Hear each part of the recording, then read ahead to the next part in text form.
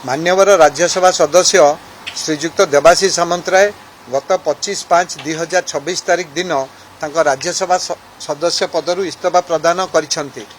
सेही खाली पड़िथिबा गोटे पदवी पूरण करिया पई भारतीय निर्वाचन कमिशन गत 27 तारीख दिन गोटे प्रेस नोट माध्यम निर्वाचन करिया पई का आमको निर्देश देइथिले एवं उक्त उपनिर्वाचन पई मु श्री सत्यव्रत राउत सचिव विधानसभा रिटर्निंग अधिकारी एवं विद्याधर माझी जुग्म सचिव ओडिशा विधानसभा सहायक रिटर्निंग ऑफिसर माने भारतीय निर्वाचन कमिशन नियुक्ति प्रदान करिसंती। एही नियुक्ति नोटिफिकेशन टी गतकाली आमे भारतीय निर्वाचन कमिशन टू आमर हस्तगत है एवं यह मध्य गेजेटेड नोटिफिकेशन हेछि एवं एही जो भारतीय निर्वाचन कमिशन कर जहाँ तांकर निर्देश अनुसार मनोनयन पत्र सरकारी छुट्टी दिन व्यतीत अन्य दिन गुड़िक पूर्वाह्न 11 घटिका ठारू अपराह्न 3 घटिका मध्य दाखल करा जाई परिबो। मनोनयन पत्र दाखलर शेष तारीख होउछि 8 जून 2026 सोमवार रखा जाई अछि। Last date of nomination is 8 June 2026 that is next Monday. मनोनयन पत्र जांच हबन 9 जून 9 गुरुवार नहीं जून 9 मंगलवार 11:30 रे ओडिशा विधानसभा रूम रे new conference hall ground floor रे करा जिवो जांच करा जिवो एवं प्रार्थीपत्र प्रत्याहार लास्ट डेट होची 11 तारीख जोटा गुरुवार अच्छी अपराह्न 3टा पूर्व करा जाई पारिबो।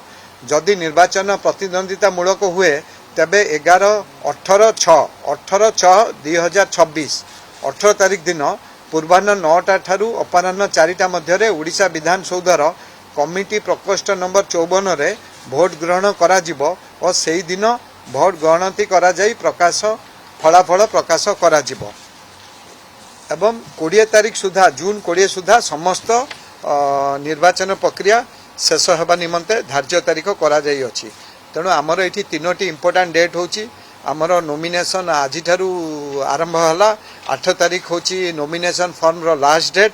नॉमिनेशन जांच करा जिवो 9 जून 2026 11:30 समय रे एवं प्रार्थीपत्र विड्रॉल ऑफ कैंडिडेट हम 11 जून 2026 जदि इलेक्शन हैला ताहले सेटा 18 जून 2026 रे हबो एवं निर्वाचन प्रक्रिया शेष हबो 20 जून 2026। यही समस्त निर्वाचन भारतीय निर्वाचन आयोगर प्रत्येक तत्वावधान रे करा जिवो।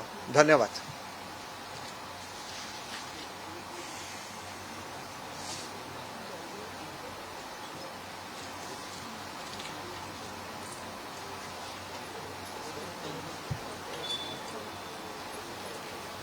तेबे राज्यसभा उपनिर्वाचन पाई प्रकाश पाइला विज्ञप्ति विधानसभा रे नोटिस बोर्ड रे ये विज्ञप्ति लागिला।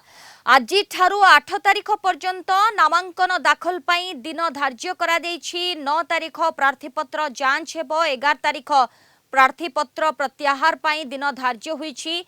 18 तारीख रे निर्वाचन हेबो आउ एही आसन पाई उपनिर्वाचन हेउछि। रिटर्निंग ऑफिसर भाबरे विधानसभा सचिव सत्यव्रत राउतों को यही गुरु दायित्व मिली।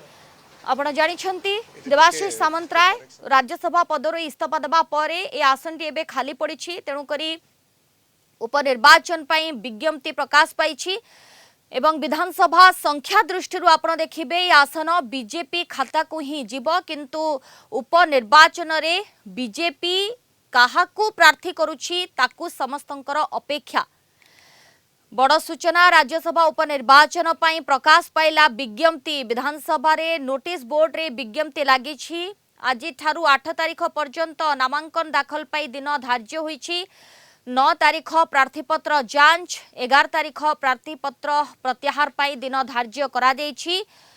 18 तारीख रे हेबो निर्वाचन आउ आसन पाई उपनिर्वाचन हेबो। रिटर्निंग ऑफिसर भाबरे विधानसभा सचिव सत्यव्रत राउत को ए गुरु दायित्व मिलिछि।